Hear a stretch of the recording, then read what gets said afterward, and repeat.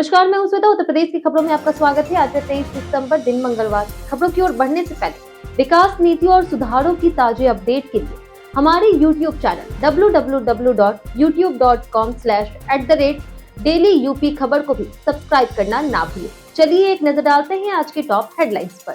योगी cabinet ने 25 विकास और शिक्षा प्रस्तावों को दी मंजूरी। यूपी में आरोग्य मंदिरों का किराया अब देगी जिला स्वास्थ्य समिति। बिजली कर्ज में यूपी की स्थिति सबसे बेहतर, 5 साल में 25% कमी। यूपी में 423 पूर्व सैनिकों की होगी भर्ती। एक्सप्रेसवे पर निगरानी बढ़ेगी। संजू सैमसन को T20 वर्ल्ड कप 2026 से पहले मिली दिग्गजों की बड़ी नसीहत। चलिए एक नजर डालते हैं आज की 25 बड़ी खबरों की ओर। IOCL के जूनियर इंजीनियर के 394 पदों पर आवेदन शुरू। इंडियन ऑयल कॉर्पोरेशन लिमिटेड यानी कि IOCL ने जूनियर इंजीनियर की 394 पदों पर भर्ती के लिए आवेदन प्रक्रिया 20 दिसंबर 2025 से शुरू कर दी है। आवेदन की अंतिम तिथि 9 जनवरी 2026 है। उम्मीदवारों की आयु 18 से 26 वर्ष के बीच होनी चाहिए। वहीं SC/ST को 5 वर्ष और OBC को 3 वर्ष की छूट मिलेगी। चयनित उम्मीदवारों को 25,000 से 1,05,000 रुपए प्रतिमाह वेतन मिलेगा। पात्रता के लिए भारत के किसी भी मान्यता प्राप्त संस्थान से chemical, mechanical, electrical, electronics engineering या फिर संबंधित 3 वर्षीय डिप्लोमा आवश्यक है। आवेदन iocl.com पर ऑनलाइन करना होगा। योगी कैबिनेट ने 25 विकास और शिक्षा प्रस्तावों को दी मंजूरी। योगी कैबिनेट ने उत्तर प्रदेश में विकास और शिक्षा को बढ़ावा देने के लिए 25 महत्वपूर्ण प्रस्तावों को मंजूरी दी है। इसमें प्रयागराज और भदोही में नए पुल, भदोही में नया विश्वविद्यालय, मदरसा शिक्षकों को वेतन भुगतान, वाराणसी में टेक्सटाइल पार्क, विशेषज्ञ चिकित्सक भर्ती बोर्ड, महिला छात्रावास और अनुपूरक बजट जैसे प्रमुख फैसले शामिल हैं। यूपी में आरोग्य मंदिरों का किराया अब देगी जिला स्वास्थ्य समिति। यूपी में शहरी आयुष्मान आरोग्य मंदिरों के संचालन के लिए बजट अब जिला स्वास्थ्य समिति के खातों में जाएगा। NHM के निर्देश के बाद आरोग्य मंदिरों का बिजली बिल और किराया सीधे समिति से चुकाया जाएगा। इसमें 5 माह से लंबित भुगतान जल्द निपटेंगे और निकाय NHM विवाद भी समाप्त होगा। यूपी सरकार का 24,496 करोड़ का अनुपूरक बजट हुआ पेश। उत्तर प्रदेश सरकार ने शीतकालीन सत्र में वित्त मंत्री सुरेश खन्ना के जरिए 24,496.98 करोड़ रुपए का अनुपूरक बजट पेश किया है। इसका उद्देश्य विकास कार्यों को गति देना और मौजूदा योजनाओं में अपर्याप्त प्रावधानों को पूरा करना है। बजट में ग्रामीण विकास, एक्सप्रेसवे, स्वास्थ्य, ऊर्जा, औद्योगिक विकास और महिला बाल कल्याण जैसे क्षेत्रों को प्राथमिकता दी गई है। अब मकान के लिए किरायानामा पंजीकरण हुआ अनिवार्य।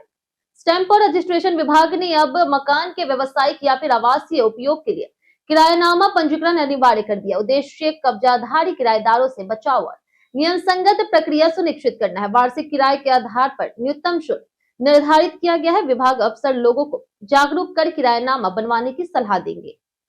आज यूपी बर्थडे स्पेशल में बात होगी चौधरी चरण सिंह की। चौधरी चरण सिंह भारतीय किसान नेता, स्वतंत्रता सेनानी और प्रधानमंत्री थे। उन्होंने उत्तर प्रदेश में भूमि सुधार और किसानों के अधिकारों के लिए महत्वपूर्ण पहल की। कांग्रेस छोड़कर के भारतीय क्रांति दल और बाद में लोक दल की स्थापना की। 1979 में अल्पकालिक प्रधानमंत्री बने। उन्हें किसान समर्थक नीतियों, सादगी और सत्यनिष्ठा के लिए जाना जाता है। 2004 में मरणोपरांत भारत रत्न से सम्मानित किया गया। बिजली कर्ज में यूपी की स्थिति सबसे बेहतर, 5 साल में 25% कमी। उत्तर प्रदेश राज्य विद्युत उपभोक्ता परिषद के अनुसार बिजली क्षेत्र में कर्ज लेने के मामलों में यूपी अन्य राज्यों से बेहतर स्थिति में है। पिछले 5 वर्षों में यूपी का कर्ज 25% घटा है। 2020 से 2021 में 81,952 करोड़ से घटकर 2024 से 2025 में 61,395 करोड़ रुपए रह गया है, जबकि अन्य राज्यों में कर्ज तेजी से बढ़ा है। वाराणसी ITAT सर्किट बेंच जल्द होगी अपग्रेड। केंद्रीय विधि और न्याय राज्य मंत्री अर्जुन राम मेघवाल ने बताया कि वाराणसी की आयकर अपीलीय अधिकरण यानी कि ITAT सर्किट बेंच को जल्द अपग्रेड किया जाएगा। आयकर एक्ट 1961 और CA एक्ट में संशोधन कर नए नियम बनाए जा रहे हैं। उन्होंने अधिकारियों, वकीलों और CA से सुझाव देने और सभी आयकर अपीलों का समान निस्तारण करने पर जोर दिया। उत्तर प्रदेश के अटल विद्यालय बनेंगे टेक्नोलॉजी हब। उत्तर प्रदेश के अटल आवासीय विद्यालय अब केवल किताबी शिक्षा तक सीमित नहीं रहेंगे। मुख्यमंत्री योगी आदित्यनाथ के निर्देश पर इन विद्यालयों में हाई टेक, कंपोजिट स्किल और इनोवेशन लैब स्थापित की जाएगी। छात्र drone, robotics, AI, 3D printing और स्पेस साइंस जैसी तकनीकों का व्यवहारिक ज्ञान प्राप्त करेंगे। साथ ही मास्टर ट्रेनर शिक्षकों के मार्गदर्शन में क्रिटिकल थिंकिंग और प्रॉब्लम्स सॉल्विंग कौशल विकसित होगा। यूपी फेमस पर्सनैलिटी में आज बात होगी नसीरुद्दीन शाह की। नसीरुद्दीन शाह 1950 में जन्मे हिंदी सिनेमा के प्रतिष्ठित अभिनेता हैं। उन्होंने समांतर और मुख्य धारा दोनों फिल्मों में उत्कृष्ट अभिनय किया, जैसे निशांत, मासूम, जाने भी दो यारो, इश्किया। वहीं नकारात्मक और भावनात्मक भूमिकाओं में भी प्रभावशाली हैं। वहीं उन्हें 1987 में पद्मश्री और 2003 में पद्म भूषण से सम्मानित किया गया। कला और स्टारडम में अद्वितीय स्थान रखते हैं। माघ मेले में रोजगार का सलाह, 15,000 परिवारों की किस्मत संवरी। प्रयागराज में 3 जनवरी से शुरू होने वाले माघ मेले ने आस्था के साथ रोजगार का सैलाब खड़ा कर दिया। संगम किनारे बसे 27 गांव में 15,000 से अधिक परिवारों की जीविका इस मेले पर निर्भर हो गई है। महिलाएं उपले बनाना और मिट्टी के चूल्हे तैयार कर रही, वहीं नाविकों और कल्पवासियों से आमदनी बढ़ रही है। आयुष विभाग आईआईटी कानपुर के साथ विकसित करेगा ऑनलाइन हेल्थ ऐप। आयुष विभाग आईआईटी कानपुर के सहयोग से एक ऐप विकसित करेगा, जिससे मरीज घर बैठे ऑनलाइन ओपीडी पंजीकरण कर सकेंगे। इससे अस्पतालों में लंबी लाइनें खत्म होगी और बुजुर्गों, महिलाओं और दूर दराज के मरीजों को सुविधा मिलेगी। ऐप में डॉक्टर विवरण, इलाज, दवाइयों की जानकारी, नजदीकी आयुष केंद्र, स्वास्थ्य सुझाव उपलब्ध होंगे। भविष्य में टेली परामर्श और डिजिटल हेल्थ रिकॉर्ड भी शामिल होंगे। एसजीपीजीआई स्टॉक यूनिट में समय पर इलाज से गंभीर क्षति टली। Sanjay Gandhi post graduate institute में स्थापित अत्याधुनिक स्ट्रोक यूनिट में ब्रेन स्ट्रोक के 4 से 5 घंटे के भीतर मरीज आने पर दिमाग को गंभीर क्षति से बचाया जा सकता है। 24 घंटे न्यूरोलॉजिस्ट और इंटरवेंशन रेडियोलॉजिस्ट की टीम तैनात रहती है। समय पर मैकेनिकल थ्रोम्बेक्टोमी इलाज से मरीज की गंभीर दिव्यांगता रोकी जा सकती है। सर्दियों में स्टेशन पर सुरक्षित और आरामदायक यात्रा के टिप्स। दिसंबर की सर्दियों में कोहरे के कारण ट्रेनें अक्सर लेट होती है, जिससे यात्रियों को परेशानी होती है। इससे बचने के लिए ट्रेन स्टेटस नियमित चेक करें, वेटिंग रूम में बैठे रेलवे कर्मचारियों से जानकारी लें, प्लेटफॉर्म बदलने पर सतर्क रहें और किसी समस्या पर 139 पर टोल फ्री संपर्क करें। ये उपाय सर्दी में यात्रा को आसान बनाते हैं। यूपी में 423 पूर्व सैनिकों की होगी भर्ती, एक्सप्रेसवे पर निगरानी बढ़ेगी। उत्तर प्रदेश में परिवहन विभाग के प्रवर्तन दलों में 423 पूर्व सैनिकों को 3 महीने के लिए भर्ती किया जाएगा। उनकी तैनाती प्रदेश भर में सड़क सुरक्षा बढ़ाने और एक्सप्रेसवे पर निगरानी के लिए की जाएगी। इससे सड़क दुर्घटनाओं को कम करने, वाहनों की जांच और प्रवर्तन सिपाहियों की कमी पूरी करने में मदद होगी। नए साल से यूपी के किसानों को केवल 6% ब्याज पर मिलेगा कर्ज। उत्तर प्रदेश के मुख्यमंत्री योगी आदित्यनाथ ने नए साल से किसानों के लिए बड़ी राहत की घोषणा की है। अब लघु और सीमांत किसान सहकारी ग्राम विकास बैंक के माध्यम से मात्र 6% ब्याज दर पर लोन प्राप्त कर सकेंगे, जबकि शेष ब्याज राज्य सरकार वहन करेगी। यह कदम कृषक समृद्धि योजना के तहत किसानों की आर्थिक समृद्धि और सहकारिता को बढ़ावा देगा। जानिए आज कैसा रहेगा यूपी के मौसम का मिजाज। उत्तर प्रदेश में कड़ाके की ठंड और शीतलहर का प्रकोप जारी है। पूर्वी यूपी में आज घना कोहरा छाया रहेगा, जबकि पश्चिमी यूपी में 26 से 27 दिसंबर तक कोहरा परेशान करेगा। दृश्यता कम होने से हादसों का खतरा बढ़ सकता है। वाहन चलाते समय सावधानी जरूरी है। कोडिंग कफ सिरप पर यूपी विधानसभा में हंगामा, सीएम योगी ने संभाला मोर्चा।